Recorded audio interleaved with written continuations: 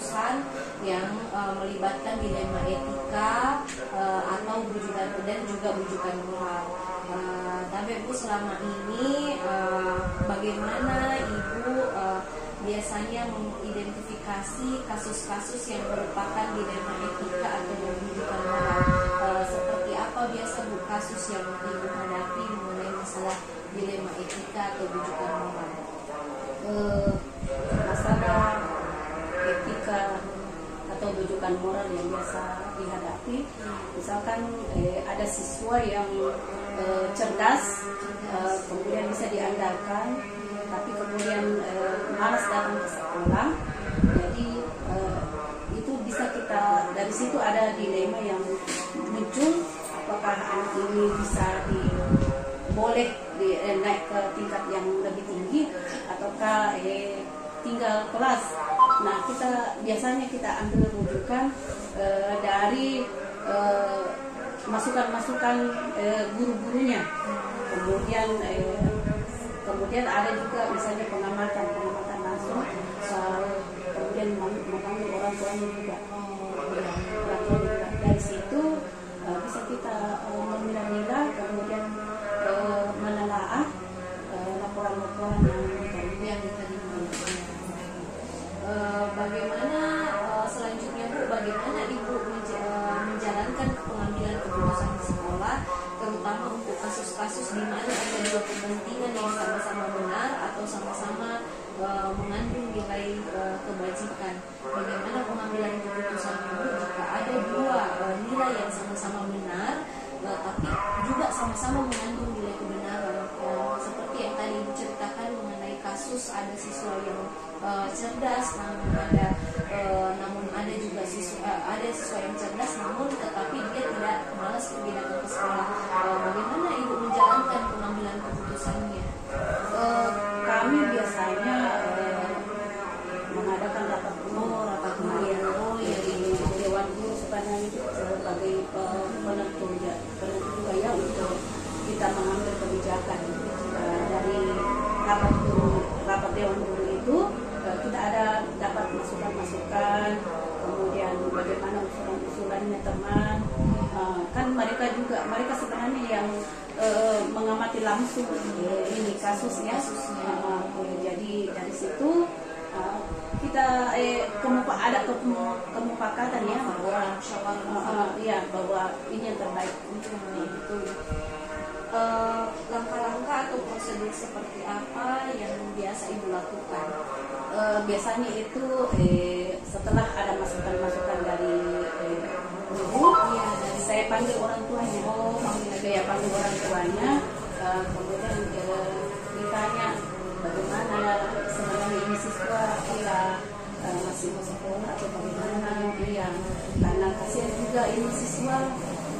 Biasanya itu di belakang orang ada penyesalan, nanti besar ini anaknya kan merasa dikucilkan. Kalau misalnya biasanya itu dalam pergaulan tingkat sosialnya orang diukur dari tingkat pendidikannya dengan tingkat ekonominya. Jadi tetap yang pertama Bu mengajak dulu seluruh guru bermusyawarah mufakat, baru kemudian Ibu melakukan wawancara atau diskusi dengan orang tua siswa tersebut. Termasuk juga anaknya diwawancarai. Dengan anaknya. Kemarin itu saya panggil orang tuanya, berbeda waktu dengan orang. Karena saya tidak mau nanti ini anak menjawab ada intimidasi dari orang tua. Jadi dia menjawab sesuai dengan hati nurani. Jadi tetap berkonsultasi dengan orang tua, membuat komitmen mungkin Bu supaya membantu anaknya Bu ya, baru kemudian sama anak itu sendiri bagaimana komitmennya. Kemudian pengambilan keputusan tetap tetap menjadi orang guru karena mereka yang action langsung di depan action. Selanjutnya Bu, apa saja yang selama ini yang menjadi tantangan Ibu dalam pengambilan keputusan pada kasus-kasus seperti yang tadi dikemukakan kasus-kasus seperti Cahaya yang dilema etika itu, tantangannya dalam mengambil keputusan Oh ya, kan bukan cuma kasus Cahaya. Iya. Ada juga kasus saya lupa namanya siapa, laki-laki, dia juga cerdas. Saya sudah kunjungi rumahnya. Iya. Saya mau ketemu itu anak untuk dibujuk itu anak, tapi tidak ketemu. Nah itu masalah, itu jadi masalah karena orang tuanya sudah menyampaikan, kita ibu yang langsung sampaikan ke anak karena saya sudah sampaikan. Orang tuanya yang bujuk ini anak supaya mau sekolah, tapi ini anak tidak mau sekolah. Dia lebih memilih ikut bapaknya karena mungkin ya kalau dia ikut dengan bapaknya, kemudian dia bekerja dengan bapaknya, dia langsung terima itu hasil jerih payah, hasil pekerjaan berupa uang, berupa gaji. Padahal sebenarnya kan tidak boleh mempekerjakan anak di bawah umur. Tapi begitu kan pekerjaan ini buruh kasar. Iya. Buruh kasar itu biasanya tidak memandang usia. Nah, seperti siswa saya yang dulu di dekat laut. Iya. Dia ikuti perahu bapaknya atau perahu tetangganya. Kalau misalnya dapat ikan, ngangkat saja ikan. Nah, itu sudah biasa mereka dapatkan uang. Jadi tidak mau malas pergi sekolah. Iya, saya sama Pak Anto pergi ke situ ke rumahnya. Iya. Tidak ketemu sama itu anak. Katanya ikut sama bapaknya. Itu cederaan yang begitu. Iya. Dan tidak mungkin juga kita sering ke sana karena kita juga ada pekerjaan lain. Selanjutnya Bu, apakah Ibu memiliki jadwal tertentu dalam sebuah penyelesaian kasus dilema etika, atau apakah Ibu langsung saja menyelesaikan di tempat kasus tersebut, atau memiliki sebuah jadwal untuk prosedur yang seperti apa? Sebenarnya pada saat ada itu kasus ya lebih baik itu diselesaikan secepatnya karena kita tidak tahu besok atau lusa muncul lagi kasus yang lain. Ya, jadi kalau misalnya kita pending kasus yang pertama untuk diselesaikan, menumpuk itu nanti kasus kadang terlupakan. Iya, nanti ada yang ingatkan lagi ataukah timbul masalah baru dari masalah yang pertama, baru kita kelabakan. Jadi kalau saya prioritaskan menyelesaikan masalah pada saat masalah itu ada. Iya, lebih cepat lebih baik. Iya, kemudian penyelesaian masalah itu tentu saya tidak bekerja sendiri. Iya, saya terkadang itu kalau misalnya ada guru yang bermasalah, saya panggil, kemudian saya minta dia sendiri yang selesaikan masalah ini. Ya. Saya ada catatan untuk bimbingan konseling ya. Jadi kalau misalnya ada guru, ya ada beberapa guru yang saya panggil, saya interogasi, kemudian dia sendiri yang menyampaikan apa permasalahannya, kemudian saya tanya apa solusinya, dia sendiri yang tukang solusinya. Iya, jadinya terselesaikan. Jadi kalau Ibu pengambilan keputusan itu ada kasus harus diselesaikan secepatnya biar tidak menumpuk kemudian. Adakah Bu faktor-faktor atau adakah seseorang yang selama ini mempermudah atau membantu Ibu dalam pengambilan keputusan dalam kasus-kasus dilema etika?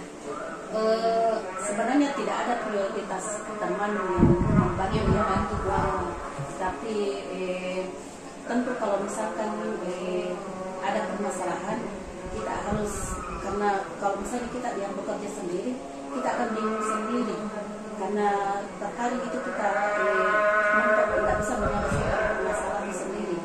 Ya, nah kita biasanya itu mengungkapkan ke orang lain untuk sharing. Siapa tahu itu orang pernah mengalami hal serupa dan ada penyelesaian. Nah, jadi itu bisa kita ambil pengalaman dari situ. Karena itu namanya ilmu tersidapi. Kadang orang tidak bisa juga orang diremehkan. Mungkin saja hal berat menurut kita, tapi sepele di matanya orang karena sudah berulang kali masalah itu mereka alami. Iya. Itu jadi tidak ada seseorang, kalau menurut Ibu tidak ada secara spesifik siapa yang membantu, tetapi menurut Ibu semua orang itu bisa membantu kita. Karena seperti pepatah Buddhis, tidak boleh karena belum tentu siapa tahu dia sering mengalami kita juga. Yang terakhir Bu, dari semua hal yang telah Ibu sampaikan, pembelajaran apa yang dapat Ibu petik dari pengalaman Ibu dalam mengambil keputusan dilema etika? Pembelajaran yang saya bisa dapatkan, yang pertama itu setiap masalah jangan terlalu cepat mengambil keputusan sendiri. Dengarkan orang-orang, kemudian mendengar orang-orang juga itu tidak secara mentah-mentah diterima, harus disaring, diidentifikasi, kemudian dipilah-pilah yang mana yang cocok, sampai permasalahannya A, kemudian planning B yang kita ambil, maksudnya penyelesaian B yang kita ambil tidak cocok. Kemudian yang ketiga harus selalu kerjasama, karena di sekolah itu sebenarnya tim. Cuma harus ada yang jadi ketua tim. Harus ada yang manajemen, pemimpin. Sama karena sekolah itu sebenarnya seperti gerobak yang mau didorong ke atas, menanjak perjalanannya, menanjak. Jadi guru-guru itu jangan ada naik di gerobak, ya jangan ada di depan, karena di depan dia juga ikut terdorong. Maksudnya itu juga memberatkan. Lebih baik bersama-sama di belakang mendorong. Jangan santai-santai, jangan pegang saja begini. Semua saling membantu. Semua harus mau ikut mendorong. Dan biasa juga ada orang tuh, orang setengah mati dorong gerobak, dia nak pegang sambil jalan begitu. Jadinya itu susah payah, kita tidak nikmati bersama. Ada yang berleha-leha, ada yang setengah mati, usaha keras. Jadi begitu kehidupan sekolah sebenarnya. Alhamdulillah Bu,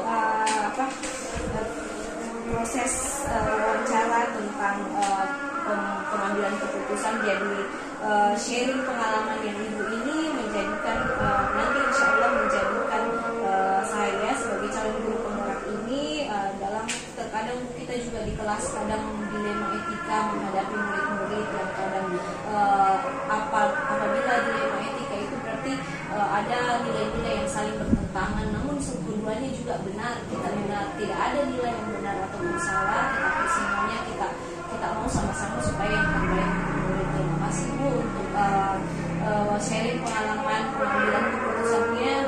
Saya banyak belajar dari Ibu tentang bagaimana Ibu mengambil sebuah keputusan bahwa Ibu tetap harus yang nomor satu adalah musyawarah mufakat. Bagaimana Ibu berkoordinasi dengan rekan-rekan guru yang ada di sekolah kita ini, baru kemudian mengambil keputusan. Seperti yang Ibu bilang tadi, pembelajarannya kita tidak boleh mengambil sebuah keputusan itu sendiri, tapi banyak hal yang dilakukan. Terima kasih atas waktunya dia. Sampai saya rasa cukup. Assalamualaikum warahmatullahi wabarakatuh.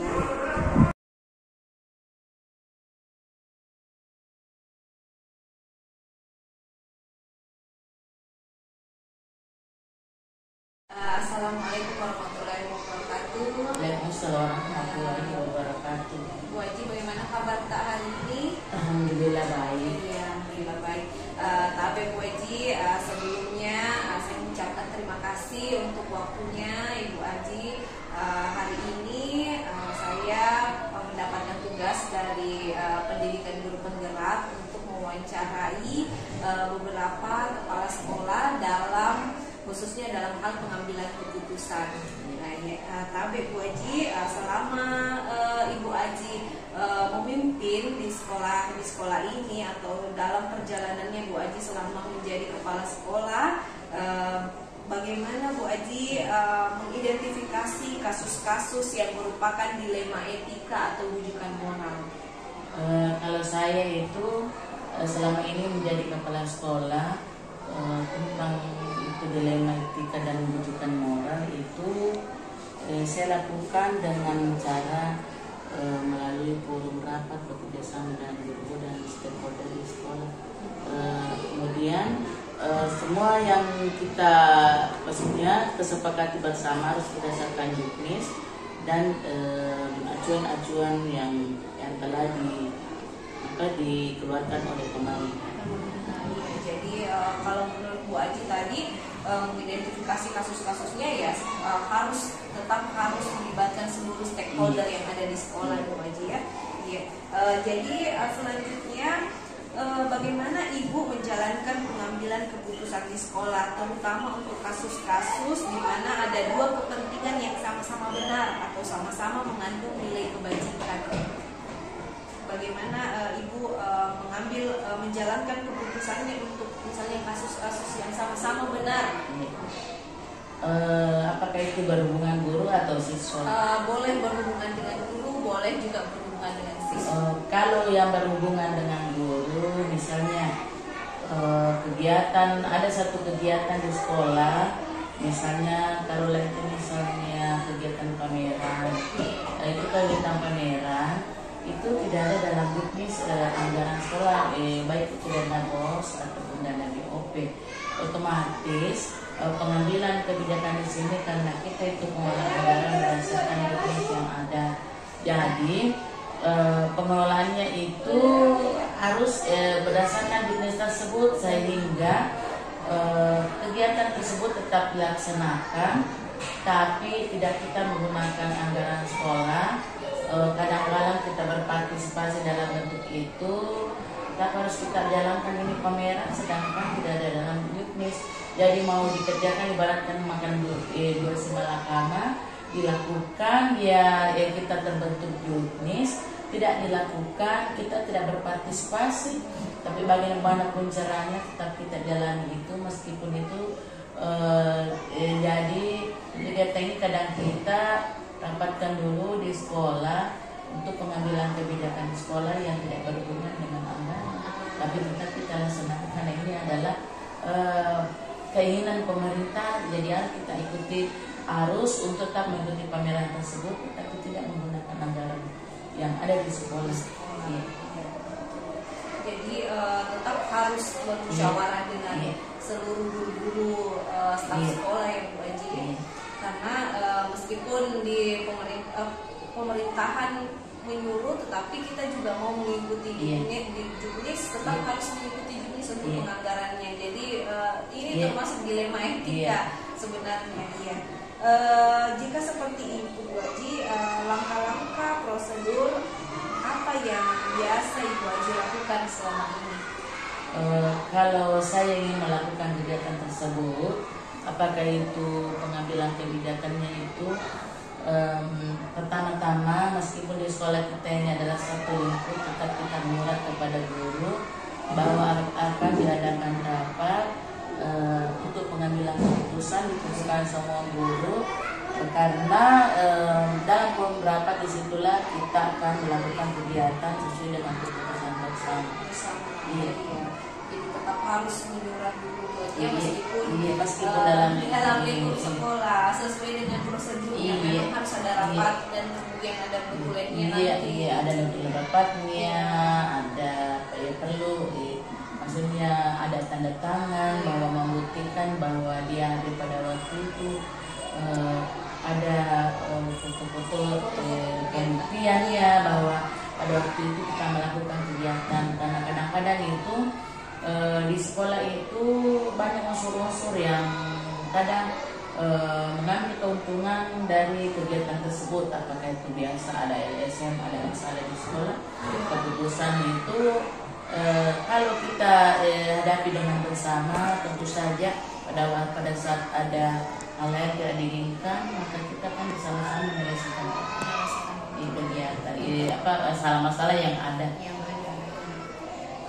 Selanjutnya, hal-hal apa yang selama ini Bu Aji anggap efektif dalam pengambilan keputusan pada kasus-kasus dilema etika? Kalau saya, hal-hal yang saya lakukan itu tentu saja saya harus mengoptimalkan itu bahwa keputusan-keputusan yang kita ambil adalah keputusan bersama. Maksudnya saya tidak pernah melakukan suatu kegiatan mengambil keputusan sendiri, selalu bersama-sama menyelesaikan. Jadi yang menurut saya efektif. Iya. Yang paling efektif berarti Bu Aji sebelum final mengambil keputusan maka terlebih dahulu dulu ada Dibicarakan bersama. Iya, mengutamakan asas kebersamaan juga ya Bu Aji, sama musyawarah mufakat. Selanjutnya, hal-hal apa saja yang selama ini merupakan tantangan dalam pengambilan keputusan pada kasus-kasus dilema etika? Apa tantangannya Bu Haji biasa kalau mungkin mengambil suatu keputusan yang sama-sama benar? Tantangannya itu biasa kadang berdasarkan aturan-aturan. Karena kita mau melakukan untuk kegiatan, tapi kita terbentuk keputusan juknisnya. Karena kita itu melakukan kegiatan di sekolah itu berdasarkan juknis, berdasarkan aturan-aturan, berdasarkan aturan pemerintah, ya begitu. Jadi kita itu tidak serta-merta begitu saja bahwa itu adalah keputusan yang terbaik. Kita juga terbentuk dari juknis itu. Keputusan yang ada di sekolah itu harus kita punya acuan. Jangan kita semerta-merta bahwa ini yang benar. Kadang-kadang itu kita bilang benar, tapi itu adalah tidak benar, salah. Jadi tentu saja pemerintah mengeluarkan suatu peraturan itu sudah dipikir di kebijakan-kebijakannya seperti itu. Jadi berdasarkan itu kita melakukan suatu kegiatan. Semuanya tantangannya itu adalah ketika Ibu Aji mau membuat pengambilan keputusan, melihat dulu juknisnya, aturannya seperti apa, baru mengambil sebuah keputusan. Selanjutnya, apakah Ibu memiliki sebuah tata krala atau jadwal tertentu dalam penyelesaian kasus dilema etika? Apakah langsung diselesaikan di tempat atau memiliki jadwal-jadwal tertentu? Saya rasa kita tidak punya jadwal tertentu di sekolah, karena kadang-kadang yang mempunyai jadwal itu adalah hasil forum rapat-rapat koordinasi. Tapi kalau dia bermasalah-masalah etika, itu moral dan sebagainya, itu bisa dilakukan dengan keputusan melalui rapat. Itu tidak ada jadwal waktunya. Begitu ada hal-hal sesuatu yang urgent, langsung kita rapatkan bersama. Tidak menunggu jadwal. Pokoknya begitu ada masalah, begitu ada sesuatu hal yang baru diselesaikan, kita kumpul bersama dan berembuk bagaimana cara menyelesaikan. Kalau dia berhubungan dengan orang tua siswa, terpaksa kita hadirkan mereka. Kalau hanya keputusan bahwa itu adalah dalam lingkup intern sekolah, maka orang lain tidak perlu dilibatkan untuk menyelesaikan masalah itu. Nanti kalau memang tidak bisa diselesaikan di sekolah, tentu saja pastinya lebih ke atas kita menyelesaikan, atasan langsung kita. Kalau memang tapi kita usahakan insya Allah keputusan itu yang urgent kita itu selesaikan sebaik mungkin di sekolah, jangan sampai keluar dulu. Jadi selama ini alhamdulillah belum ada sampai di tahap ditangani sama atasan langsung. Selanjutnya, adakah seseorang atau faktor-faktor yang selama ini mempermudah atau membantu Ibu dalam pengambilan keputusan dalam kasus-kasus dilema etika? Adakah seseorang yang biasa membantu atau? Tentu saja yang membantu semua adalah kita bekerja sama, kita semua ini kompak dalam satu lingkup sekolah, kita adalah keluarga, jadi semua memegang peranan. Siapa pendapat yang baik, yang bagus, yang paling urgent untuk itu, itulah yang kita ambil keputusannya.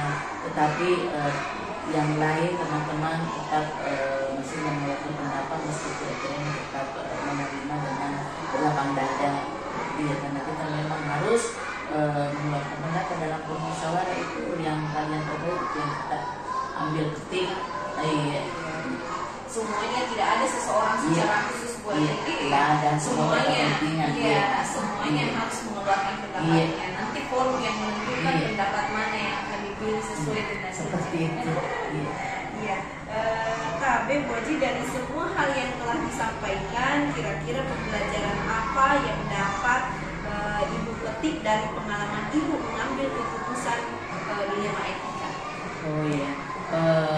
Banyak sekali pembelajaran dari sini. Ada rasa tanggung jawab, ada bersama, ada rasa gotong royong, ada rasa kasih sayang itu yang paling penting.